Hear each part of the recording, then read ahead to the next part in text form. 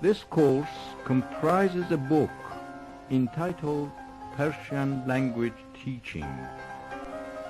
In Persian, آموزش زبان فارسی. کلید تمرین سوم. 1. من از دور صدای ضعیفی میشنیدم. 2. صدای مرا میشنوید؟ 3. نه، چیزی نمیشنوم.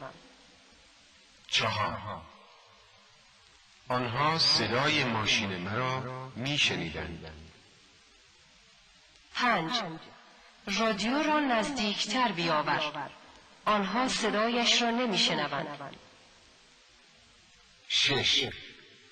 گوش پدرم کر است. او فقط صدای بلند را میشنود. 7. هرچه میگویم خوب بشنو. 8.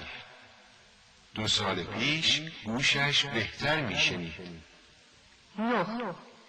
صدا از دور می آمد و من آن را خیلی خوب نمی شنیدم. 10.